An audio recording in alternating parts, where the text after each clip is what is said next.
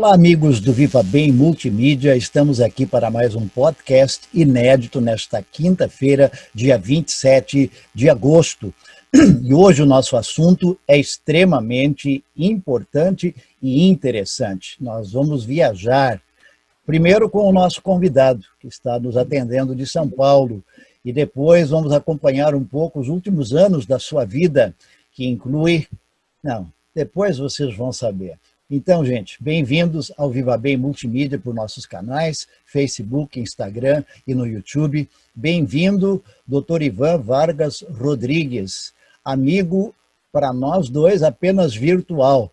Então, felizmente, o virtual está nos aproximando. Lhe dou as boas-vindas ao nosso programa de hoje. Por favor, o microfone e câmera são suas para se apresentar aos nossos ouvintes e internautas. Bom, é um prazer e um privilégio estar aqui com vocês e poder repartir um pouco dessa história com alguém tão precioso que faz parte da minha história de um jeito ou de outro. É um privilégio, pastor Heitor. Para quem pergunta, mas como faz parte da história dele se o Heitor está lá no Rio Grande do Sul e o Ivan está lá em São Paulo? É que o mundo fica pequeno. E quando o Ivan era bem pequeno mesmo, né? Ali é que começou o nosso contato, porque os pais, a Ciomara e o Renê, estudamos juntos no interior de São Paulo, em Atibaia, e aí começou uma amizade de muitos anos e poucas presenciais, né? Devido à distância, ao trabalho de cada um, mas nós estamos aqui com o Dr. Ivan, que é anestesiologista, mas também mestre em odonto, está se doutorando na área, e dentro desta área profissional, ele tem um coração que bate para a missão. Por isso, inclusive, o nosso tema hoje, fazendo da profissão uma missão. Como é que isso começou a acontecer na sua vida, Ivan?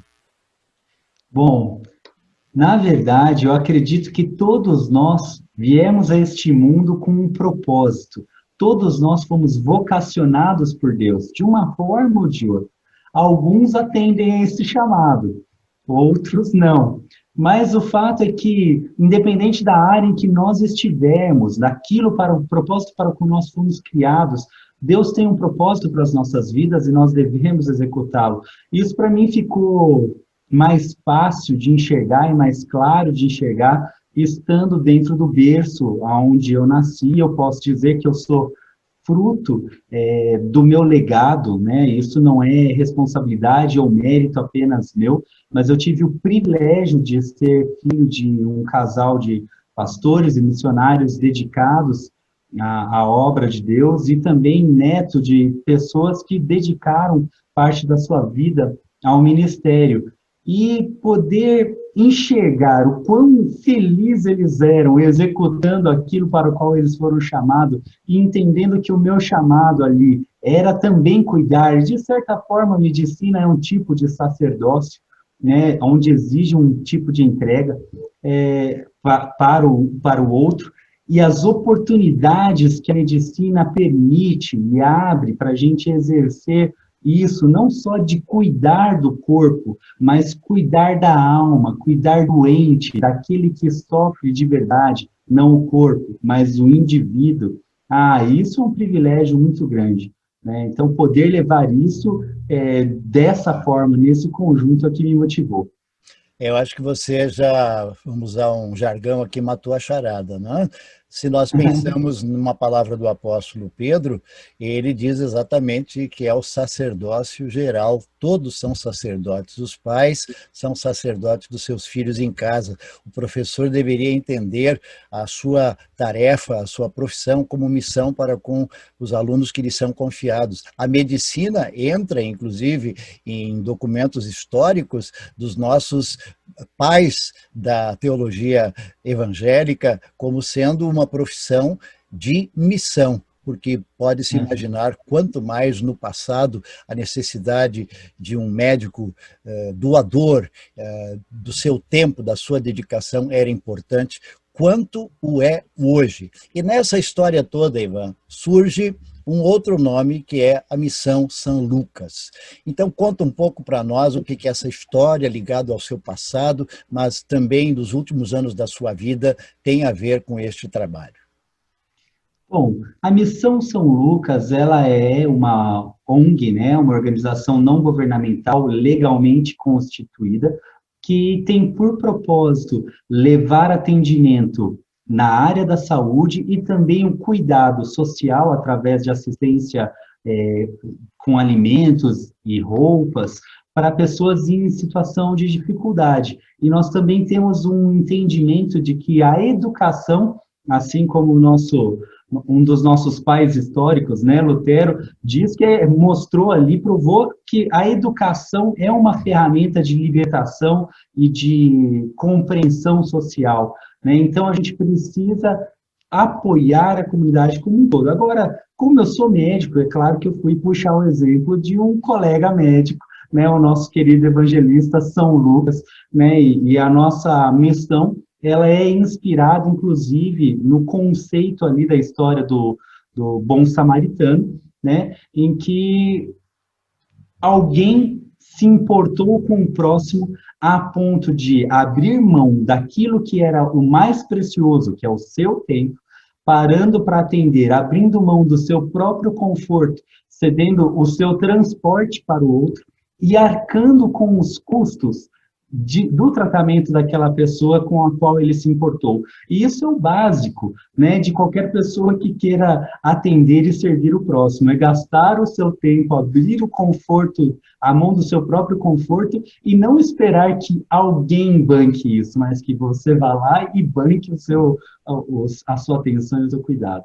Então é baseado nisso que a gente guia a missão.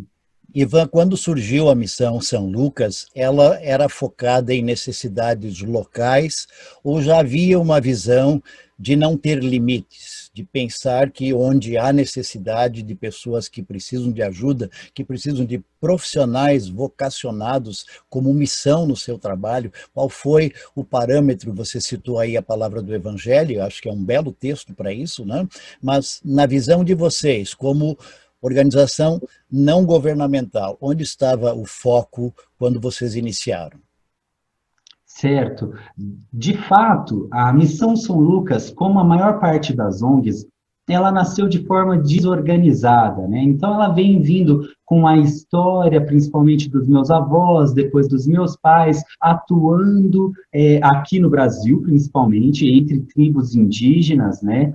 Meu avô paterno ajudando na construção do Hospital Porta da Esperança, em Dourados, através da Missão Kaiowá, e outras ações, como a construção do orfanato, né, o Lar Betel, em Sorocaba, depois com meus avós maternos também, apoiando várias construções do tipo, e depois, por fim, com os meus pais. Da parte da minha mãe, da família da minha mãe, então, tinha meu avô paterno, aliás, meu avô materno, que foi para a África, numa dessas aventuras missionárias, participar de uma construção de uma escola lá, porque ele entendia que a gente mudava o mundo através da educação, né?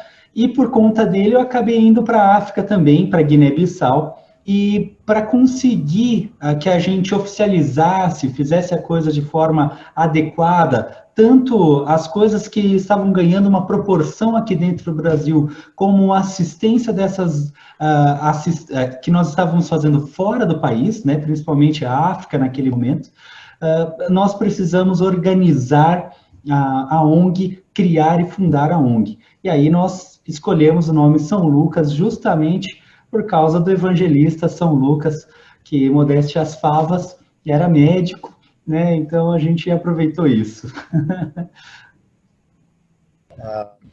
Acho importante que você coloque essa questão da motivação, especialmente na pessoa do evangelista Lucas, mas também de que as raízes que vocês adquiriram com o trabalho aqui no Brasil, mas já com os olhos postos também, como você citou, na África, e aí eu acompanhando o trabalho de vocês especificamente em Guiné-Bissau, surgiu um vínculo que de fato hoje é a força do trabalho da Missão São Lucas, além do aspecto local. Conta para nós como é que foi essa transposição, esse ir de uma realidade para outra, porque uma coisa é você fazer missão no Paraná, em São Paulo, na América Latina, outra coisa é você ir, apesar do idioma lá ser também o português, de ir para uma realidade que também, em termos de pobreza e necessidade, foi uma grande diferença para vocês. Uhum. Certo. Nós tivemos o contato aqui no Brasil, em uma determinada época, com um casal de missionários que atuava em Guiné-Bissau. E esse casal de missionários teve que vir para o Brasil em meio a uma guerra civil que estava acontecendo lá e que havia perseguição, inclusive, contra quem fosse branco, né, quem fosse ocidental, e aí eles precisaram fugir daqui, de lá para cá. E eles retornaram lá e nós nos empenhamos em auxiliá-los e apoiá-los no trabalho deles ali. E fomos aos poucos conhecendo a realidade daquele país e percebendo que havia a possibilidade de atuar ali. A África sempre foi um lugar que me chamou a atenção, inclusive pelos vínculos históricos que a gente, como nação, tem com aquele lugar, né? E me interessou demais o privilégio de poder ir para lá.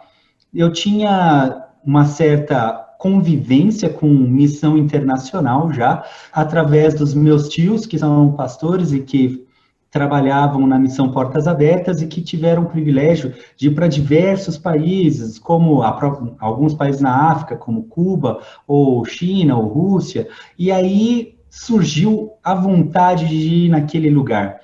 E era um lugar, e ainda é um lugar que é fechado, não é completamente aberto. Hoje é um pouco mais aberto, tem um pouco mais de facilidade. Na verdade, o evangelho ele é mais tolerado lá do que aceito, né?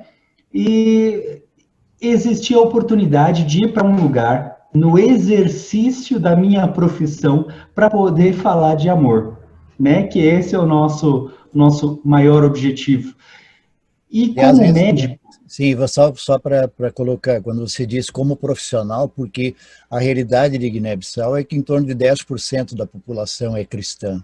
Então, eu posso imaginar que ir diretamente para um trabalho missionário teria sido difícil, mas um trabalho voltado à ação social sempre é bem-vindo, onde há carências e necessidades. Eu acho que este é o espírito missionário do profissional que entende, além de simplesmente cumprir o seu trabalho profissional. É só um pitaco que eu dei aí no meio, por favor, Ivan. claro, claro. Não, verdade, por favor, vai. E é fato que num país onde não tinha médicos, não existem médicos ainda lá, a abertura, a receptividade para receber profissionais da área da saúde é muito grande. Tanto que até pouco tempo atrás, e ainda acontece isso, a licença do próprio governo para que técnicos de enfermagem atendam nas aldeias, assim como médicos, né? E eu tive o privilégio de ter sido convidado numa das na última viagem a participar da aula, né, da primeira turma de medicina, da Faculdade de Medicina no país. Ainda não tem médicos formados lá, mas agora eles começam a ganhar uma certa dinâmica e agora nos próximos anos eles devem ter médicos lá. E por conta disso nós vemos uma realidade muito diferente, né? Então, é o 11º país mais pobre do mundo, com uma expectativa de vida em torno dos 30 anos, e que isso gera uma grande dificuldade para a população de acesso aos profissionais e principalmente à saúde e ao atendimento. Então foi uma grande oportunidade poder ir para lá, exercer um pouco do conhecimento que a gente tem, que aliás lá esse conhecimento acaba sumindo, porque é uma realidade completamente diferente, né, da que nós encontramos aqui. Então, eu estou num grande centro, eu frequento hospitais de grande porte, até por conta da minha especialidade, E, de repente, tudo que eu tinha lá numa aldeia sem luz elétrica era a minha lanterna, um estetoscópio, um aparelho de pressão e um termômetro. E um E eu grande tinha que fazer coração. diagnóstico com isso. Exatamente. E se vira. O que é isso? Eu falo, Senhor, ali a gente exerce mais a fé para o diagnóstico do que propriamente a medicina, né? Então, é até um reaprender da própria ciência. E houve, então, essa oportunidade de poder exercer isso ali. Vocês estão há quantos anos agora com a missão lá em Guiné-Bissau? Lá em Guiné-Bissau, nós apoiamos, nós não estamos diretamente como Missão São Lucas, mas nós apoiamos algumas missões que estão lá, fazendo justamente esse intercâmbio de necessidades para eles, né? Então, agora já faz uns 20 anos, mais ou menos isso, uns 20 anos.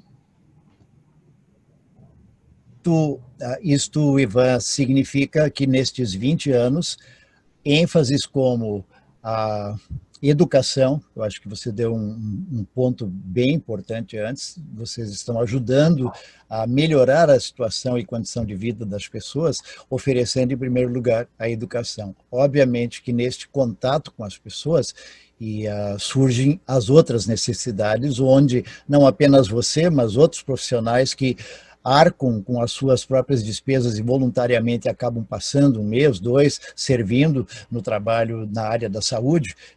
Eu vi alguns vídeos que você me passou os links, é muito bacana ver isso, de que pessoas se dispõem porque eles veem que é uma maneira de servir e às vezes poder estender também o seu desejo de poder ajudar em alguma coisa nova, diferente, porque tem dentro de si também esse desejo de fazer mais do que simplesmente exercer a sua profissão.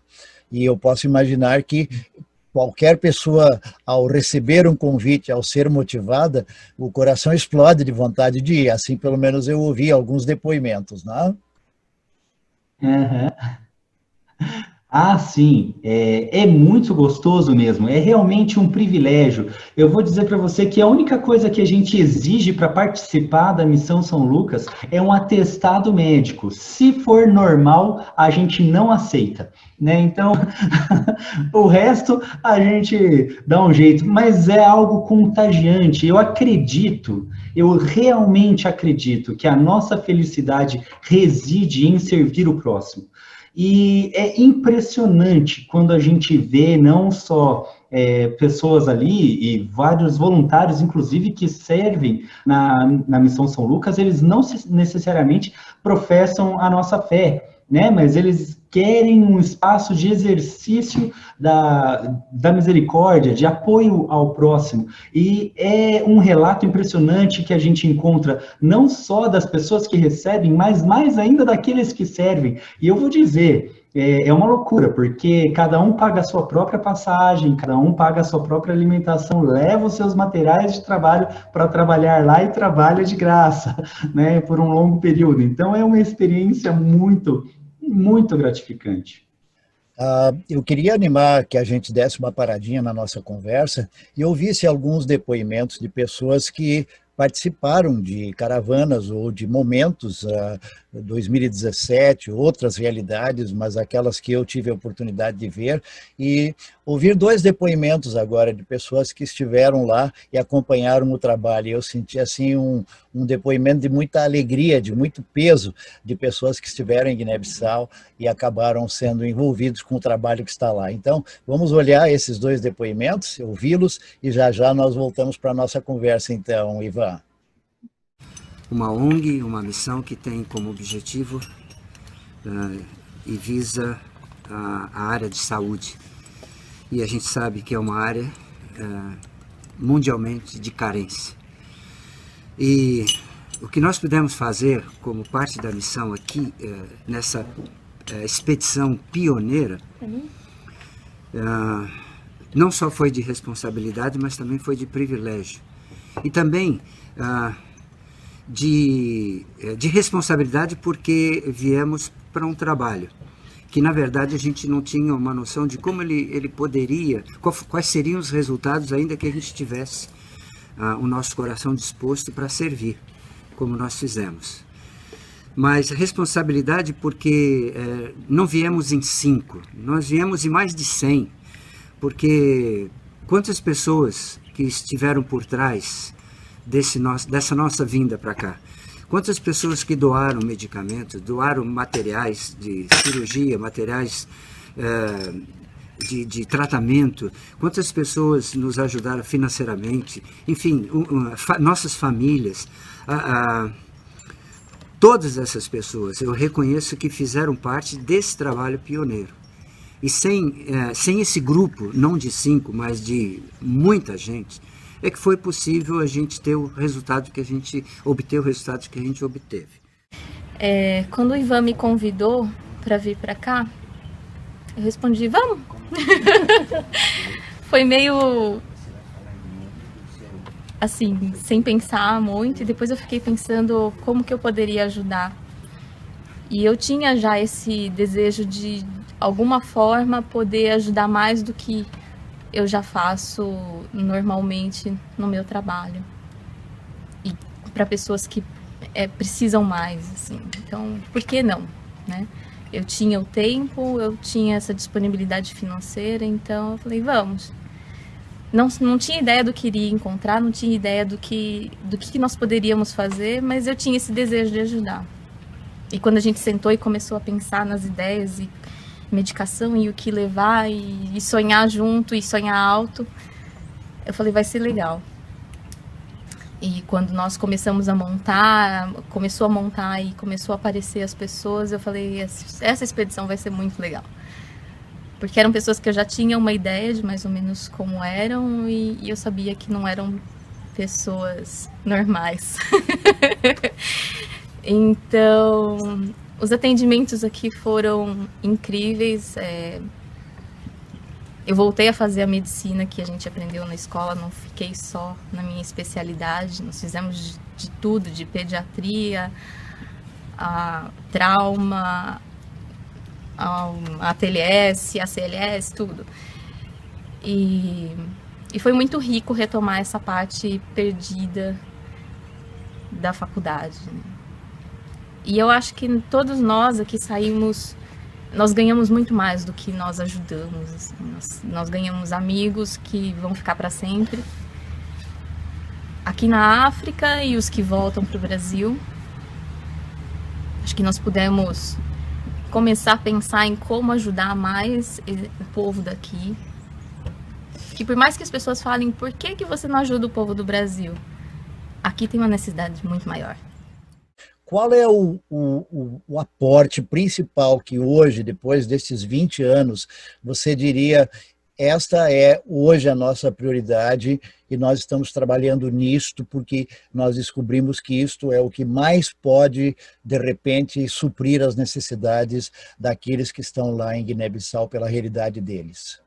As nossas prioridades, elas continuam, principalmente com a educação, já que nós entendemos que a educação, ela é uma força de transformação social, e nessa escola que nós apoiamos a construção e a formação de professores ali, hoje ela atua do primeiro primário ao terceiro colegial, e hoje já os professores são ex-alunos dessa escola, e alguns profissionais que hoje estão ali na comunidade, eles nasceram desta escola e exercem as suas funções sociais ali, gerando riqueza e crescimento social ali naquela aldeia e em Belém. Agora nós estamos apoiando a construção de uma outra escola em outro vilarejo, em outra aldeia chamada Guilhete, né, que fica próxima ali, para que nós continuemos com isso. É importante também ressaltar que as nossas ações, elas continuam intensas na área da saúde, apoiando a formação de profissionais através de bolsas de estudo, né? Então, nós chegamos a apoiar alguns alunos que vieram para cá se formar como técnicos de enfermagem, como técnicos de análise laboratoriais e outros, e também formando agora, que os cursos existem lá, no diagnóstico de malária, um curso rápido que prepara alguns profissionais para o diagnóstico e o tratamento de malária, já que a malária em Guiné-Bissau corresponde a 70% das mortalidades, mais ou menos, né? Então, que é uma doença altamente prevalente e que assola ali a população. Então, nós temos apoiado não só na Bolsa de Estudos, para a formação de profissionais que sejam capacitados para o diagnóstico e enfrentamento primário da malária, como também o envio de suprimentos e medicamentos para lá. Nós estávamos programados, antes de começar a pandemia, de enviar 2 microscópios para lá, para 2 alunos que nós formamos, apoiamos a formação no ano passado, mas que, infelizmente, por enquanto, estamos esperando a liberação para continuar e voltar a enviar as coisas para lá. É interessante porque as prioridades, eu imagino que em 20 anos, as básicas, elas são as mesmas, mas à medida como você contou que a própria comunidade local vai evoluindo e vai começando a tomar conta das primeiras necessidades, as quais eles nem sequer estavam preparados para encarar, hoje com essas vocês não precisam se preocupar mais e podem avançar.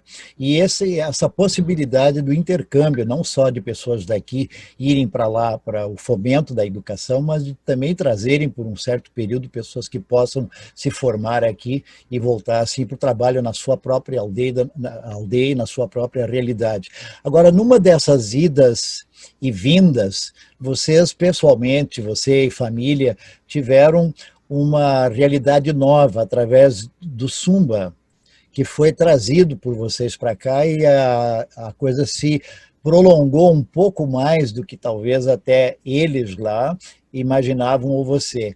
Conta para nós um pouco esta história que acabou ocupando também a mídia nacional pela maneira como a Missão São Lucas aqui no Brasil se envolveu com este jovem que na época tinha seus 13 anos. Por favor, Ivan. Tá certo. Bom, como eu tinha dito, eu fui para um lugar onde o meu diagnóstico era feito com uma lanterna, um estetoscópio, um aparelho de pressão, quer dizer, não tinha muito recurso ali. E chegou para mim, então, esse garoto, trouxeram para mim um garoto que tinha um tumor, né, em região da face, e eu sabia que aquilo era um câncer, mas eu não tinha como fazer o diagnóstico preciso daquilo, mas eu tinha certeza que se ele continuasse ali, ele morreria. Então, nós corremos e fizemos um grande esforço para trazê-lo para o Brasil. Isso envolveu muita gente, né? Se fosse citar a lista das pessoas envolvidas no salvamento da vida do Sumba, ia demorar um tempo, né? Mas ele vem de uma história trágica, né? Onde o pai faleceu durante a Guerra Civil que teve, né? Foi morto ali durante a Guerra Civil. A mãe ficou viúva com 3 crianças e gestante do Sumba, né? As feiticeiras da aldeia ali amaldiçoaram a mulher e os filhos dela morreram em um curto período de tempo, e o Sumba nasceu e logo depois apresentou essa doença letal, né? E nós, não sabendo nada disso, trouxemos ele para cá. E a grande dificuldade foi conseguir trazer ele para cá, porque para trazer uma criança sem o acompanhamento dos pais para outro país, legalmente você precisa da assinatura dos dois, né? E o pai não estava mais vivo, e como não tinha, como a maior parte da população lá não tem certidão de nascimento, também não tinha certidão de óbito, né? E a mãe, nós fizemos a documentação da mãe para que ela tivesse, então, condições de assinar, viesse a existir legalmente, para poder assinar a vinda dele, e foi parar na vara da família, né? O juiz, né? Eles não queriam aprovar aquilo, e nisso entrou o Sumba. Lá eles são várias etnias, né? Umas 30 etnias, mais ou menos, e entrou o Sumba ali, junto com a mãe, ele vendo aquela situação, e o juiz conversou com eles na língua deles, ele é balanta, e aí perguntou algumas coisas para a mãe, perguntou algumas coisas para o garoto, e depois ele virou para a gente e falou assim: eu estou autorizando, e muito obrigado pelo que vocês estão fazendo pelo meu povo, né, pelo povo balanta. E aí a gente conseguiu trazer ele para o Brasil. Quando chegou aqui, ele passou por um período de internação hospitalar prolongado, de quase 3 meses, tentando fazer o diagnóstico, né, para descobrir que doença que ele tinha. Era um tumor muito agressivo. E eu estou dizendo isso na cidade de São Paulo, com médicos, com o que nós temos de melhor, né, dentro de universidade, conseguindo fechar esse diagnóstico. até que finalmente foi possível, né, o tratamento dele com quimioterapia, com várias sessões de quimioterapia, com 30 sessões de radioterapia, foram feitas 3 cirurgias, depois mais uma cirurgia reparadora, porque ficou uma deformidade por conta do próprio tumor, da destruição que o tumor causou ali na face. E depois de 1 ano e 8 meses convivendo aqui com a gente, nós tivemos o privilégio de tê-lo agora. Ele é nosso filho, e isso não tem mais volta, né? Mas nós tivemos que cedê-lo para o seu lugar de origem, porque nós entendemos, no contexto todo dele, que seria muito melhor para ele estar lá junto com a mãe naquele período, que infelizmente veio falecer esse ano, há pouco tempo agora, mas que estivesse lá nesse período cuidando dela, e que tivesse condições de estudar lá e tivesse condições de crescer e prosperar naquela nação que é a terra dele. Ivan, eu sugiro que a gente faça de novo uma pequena pausa na nossa conversa para termos algumas imagens onde o Sumba apareça, tanto lá na realidade dele, mas também o tempo que ele esteve aí em São Paulo com vocês. Como eu disse antes de você responder a pergunta, um tempo que se estendeu demais devido à gravidade do tumor, devido às necessidades que surgiram, e toda a responsabilidade de não simplesmente deixar um adolescente voltar para sua terra sem aqueles que o trouxeram para cá, né? Então eu posso imaginar, como diz o ditado, vocês acabaram ficando com 2 corações, mas o coração apoiado na fé daquele que quer servir, esse não tem comparação, e essa foi uma experiência que eu imagino foi maravilhosa para vocês. Vamos assistir algumas imagens onde o Sumba aparece e depois voltamos à nossa conversa, então.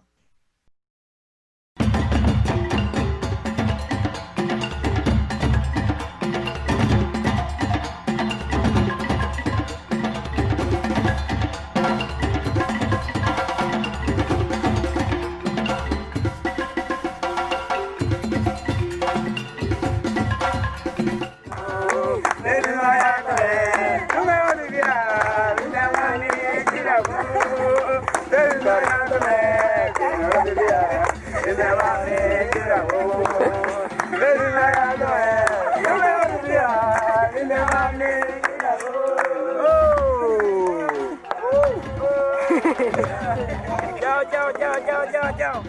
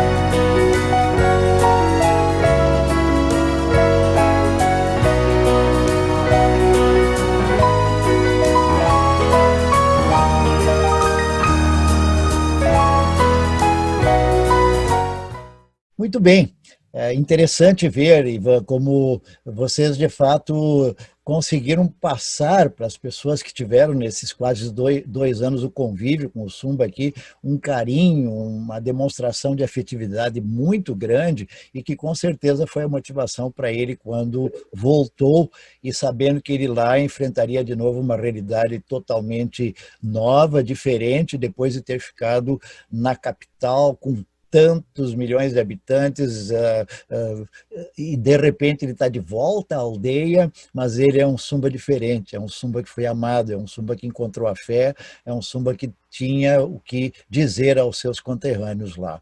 Vocês voltaram depois disto para lá de novo, Ivan? Sim, foi muito gostoso poder reencontrá-lo. A gente mantém contato, é claro, por telefone, com ele até hoje, né? O WhatsApp ajuda demais, né? A gente poder manter esse contato, mas sim, nós pudemos voltar lá e encontrá-lo novamente. Foi muito bom. A realidade dele hoje, você diria assim, valeu a pena, não apenas do lado profissional, mas esse lado do coração aberto para receber uma pessoa de uma realidade totalmente diferente. E recebê-lo, principalmente como vocês fizeram, na sua própria casa, e fazendo com que a segunda casa dele não fosse mais a sua aldeia, mas a própria Missão São Lucas, e agora saber-se assim amado e estar de volta, isso fica também, eu imagino, como um testemunho para todos que acabaram se envolvendo na história dele, né? Ah, com certeza, eu posso dizer que é algo que muda a vida da gente. Não tem como falar disso e não ficar realmente emocionado pelas lembranças, pelo que nós vivenciamos, pelo privilégio que nós tivemos de fazer isso. Eu quero até dizer que se você que está ouvindo a gente tem vontade de fazer isso, faça. Vale a pena. Ah, não vai ser difícil? Vai ser difícil. Ah, não vai mudar nada na sua vida? Vai mudar. Mas vai mudar para melhor. É muito bom mesmo. Vale a pena. Eu acho importante que você dê esse testemunho, porque profissionais de diferentes áreas que talvez estejam nos acompanhando, a pandemia talvez possa nos ajudar a tornar as pessoas mais solidárias. Alguns, inclusive, têm dito, desculpa, nós vamos sair diferentes da pandemia. Eu não partilho essa ideia de que tudo vai ser tão automático quando tudo isso passar, mas eu acho que um testemunho como o seu, de dizer vale a pena você usar seus dons, sua vontade, sua capacidade, envolver sua família, envolver os seus colegas de profissão, quantos não se envolveram nesse tempo todo de cirurgias, de tratamento químio e rádio com ele, e você dizer assim, no fim a gente acaba sendo beneficiado porque a gente passa a ver o mundo com outros olhos. E de um certo modo, Ivan, eu acho que é isso que está faltando, que as pessoas tenham um olhar diferenciado para o mundo que está à sua volta.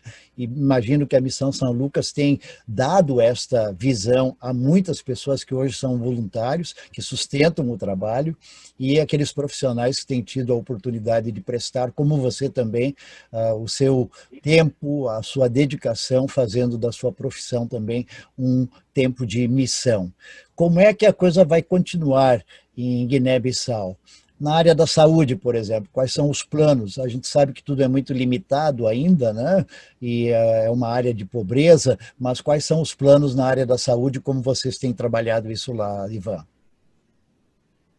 Tá certo. A nossa maior urgência inicialmente foi, né, construir um consultório odontológico, por incrível que pareça, porque assim, não tem dentista no país, né? Então, os dentistas que tem, eles são dentistas externos. Hoje nós temos até um dentista brasileiro residente lá, né, que trabalha numa dessas missões em Guilherme, né? E a partir disso, nós conseguimos multiplicar alguns consultórios odontológicos e levar dentistas para lá. Depois disso, nós apoiamos a construção de um hospital. É claro que não é um hospital como um Albert Einstein aqui no Brasil, né? Mas é um hospital mais simples, um ambulatório, onde a gente pode não só atender os pacientes, mas como dar estrutura para os voluntários que vão lá e atender e servir aquela população. E ajudamos a formar os profissionais. Nós hoje entendemos, e nós não temos a intenção, nunca tivemos a intenção de fincar bandeiras e dizer, olha, isso daqui é Missão São Lucas, mas sempre tivemos a intenção de construir a base e formar os profissionais locais para que eles tivessem a autonomia e a independência de servir a população local, já que nós entendemos que a nossa atuação como voluntários externos é limitada. Nós, por mais boa vontade que nós tenhamos, nós somos externos a isso e servimos por um pequeno período. Essas pessoas, elas são da comunidade, elas estão envolvidas na comunidade e elas querem estar lá e passam um tempo melhor ali. Então, o nosso apoio hoje é na formação, e assim que nós vemos daqui para frente, é na formação de novos profissionais e no apoio e combate estratégico. né? Então, hoje nós temos feito isso através de educação, né? E através da consultoria técnica mesmo, e até, graças a Deus, a internet, tudo isso que está vindo de oportunidade, da prestação de consultas e apoio aos missionários que estão lá à distância, não só Guiné-Bissau, como em outras missões que a gente apoia em Timor-Leste ou na Indonésia, podendo à distância dar apoio às famílias e às pessoas que estão nesses lugares. Agora, os desafios que vêm pela frente, nós estamos abertos. O que ele falar, nós vamos. Eu imagino que essa ideia de construir um hospital, valendo-se das coisas do lugar, do voluntariado de lá, com a mão de obra de lá, porque tudo é muito caro, e sabendo que novamente você terá voluntários profissionais que vão estar lá para ver tudo isso funcionando, isso é que faz a roda continuar girando. E o voluntariado, com certeza, é uma das características. Como é que vocês têm feito, não apenas recebendo o apoio de profissionais e outras pessoas voluntárias, mas como é que a missão acaba se mantendo, tanto aqui no Brasil como no projeto de Guiné-Bissau? Ivan, qual é o procedimento? Vocês fazem eventos? Como é que funciona isso? Certo. Nós fazemos muitas coisas, mas quando você me pergunta como é que a gente faz para manter isso, eu tenho que te dizer, eu não sei. Acontece, né? Mas a gente se esforça. Né? Mas assim, funciona basicamente com recursos próprios, com recursos dos meus amigos, com recursos dos meus parentes, com recursos de voluntários. Quando surge a necessidade, a gente sai gritando, pedindo para os tios, para os primos, para os amigos, para os cirurgiões, né, que a gente vai convivendo, falando, olha, a gente tem um novo projeto, a gente precisa disso, ou temos uma bolsa, precisamos daquilo, ou precisamos pagar a passagem de alguém, e sempre o recurso surge. De vez em quando nós fazemos algumas ações, agora na pandemia não vai poder, mas nós temos feito anualmente jantar da missão, em que nós conseguimos divulgar, fazer um relatório do que nós temos feito durante o ano e arrecadar recursos para alavancar novas ações, né? E captar novos voluntários também. A minha sugestão é que a gente, antes de chegarmos ao final do programa, escute um desses depoimentos, de um desses, como você disse, anterior ao período da pandemia, de um desses jantares para divulgar o trabalho e dar oportunidade aos voluntários estarem presentes, fazerem ali, angariarem novos colaboradores também. Eu gostei de um desses momentos, que inclusive foi feito por alguém da área do jornalismo do ABC aí, paulista, e vamos dar uma escutada num pequeno depoimento que eu pessoalmente gostei bastante. Já já nós voltamos aí para o final do nosso programa. Tá. E é muito gratificante porque, apesar de nós estarmos morando aqui, o ABC é uma das zonas mais ricas do país, se não a mais rica do país, nós ainda temos muitos nichos de pobreza e pessoas em situação de risco. Então, assim, o interessante da missão é para quê? Que a nossa missão é trazer a saúde e trazer o desenvolvimento. E para quê, principalmente? Para a gente dar tempo, dar uma oportunidade para essa população que está necessitada delas respirarem, delas terem um frescor social. Isso é muito importante. Quando você atua na inclusão social, na solidariedade, no amparo, você não só beneficia as pessoas que são, vamos dizer assim, o alvo mais direto da missão, da atividade, mas também você cria em cada cidadão, em cada cidadã, esse sentimento de solidariedade, de caridade, de fraternidade, que é o que está faltando no mundo de hoje. E a missão desenvolve esse trabalho, agrega pessoas, dissemina, divulga esse sentimento. Eu não tenho a menor dúvida que isso vai contribuir para melhorar um pouco esse astral. A gente está num momento assim, tanto pessimismo, se fala tanto em coisa ruim, em criminalidade, em violência, em corrupção. E de repente a gente pensa que o mundo todo está ruim, o Brasil... Não, tem muita gente trabalhando pelo bem, tem muita gente ajudando, tem muita gente sendo fraterna, sendo solidária, e é isso que a gente precisa incentivar. E estamos chegando ao último momento aqui dentro do Viva Bem Multimídia de hoje, com esse testemunho maravilhoso do Dr. Ivan Vargas Rodrigues, agradecendo de novo, Ivan, por tua disponibilidade. Eu sei que um profissional que, além do seu trabalho, ainda se dedica ao trabalho missionário, como você o faz a partir da Missão São Lucas, não é tão fácil, mas um dia alguém disse, se você quer alguma coisa de alguém, peça para uma pessoa ocupada, porque ela sabe se organizar e a coisa funciona. Nunca peça para um desocupado, que a desculpa sempre vai ser a mesma. Eu acho que não vai dar, e assim vai. Então, Ivan, muito obrigado, de fato, de grande riqueza, essa tua maneira de participar conosco aqui no Viva Bem desta quinta-feira. Um momento final que você poderia lançar um desafio, animar profissionais para colocarem seus dons à disposição, aqueles que nos ouvem, que às vezes dizem assim, mas para mim já não dá mais, eu já tenho muita idade, eu tenho minhas próprias preocupações. Como é que é ser abençoado, sendo uma bênção para os outros, Ivan? Bom, eu posso dizer primeiro para você que talvez você não se disponha a viajar tão longe, né, como ir para a África, mas eu posso garantir para você que nós temos as nossas Áfricas aqui no Brasil. E eu também posso te dizer que existem pessoas que querem ir para lá, mas que muitas vezes, apesar da disposição, não têm condições de ir. Então, nós podemos ajudar de diversas formas.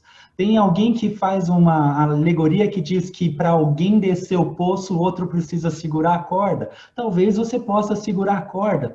Mas eu posso dizer também para você que não tem idade para nós realizarmos os nossos sonhos. E eu posso te garantir que quem plantou o sonho no seu coração foi o teu Criador. E aquilo que te faz feliz foi Deus quem colocou no teu coração. Se você quer ser feliz, viva o teu sonho. E eu vou te dizer qual é o teu sonho. É colocar as tuas habilidades, aquilo que Deus te colocou e que te incomoda no mundo, para mudar isso. É você que muda o mundo ao seu redor. Coloque o seu talento, a sua capacidade, independente da idade, para servir ao próximo. E quando você estiver servindo ao próximo, nossa, a alegria que você vai sentir é sem igual, porque você vai estar no centro da vontade de Deus, e isso é tudo. Ivan, muito obrigado, não apenas por toda a história ligada à Missão São Lucas e Guiné-Bissau e todos os outros lugares em que vocês têm trabalhado, mas também por esse desafio final, que com certeza serve a cada um de nós como uma grande motivação, principalmente nesses tempos mais complicados que estamos vivendo agora. Que Deus abençoe seu trabalho, todos aqueles que caminham com você, sua família, e mais uma vez, muito obrigado por nos atender e estar conosco nesta noite para mais um Viva Bem Multimídia. E nós agradecemos, Ivan, até uma outra oportunidade. E a você que nos tem acompanhado, encerramos juntos aqui para agradecer a sua presença e participação conosco através dos nossos canais, convidando para mais um podcast inédito neste domingo também às 20h30 por nossos canais. Uma boa noite a todos e até domingo 20h30. Até lá.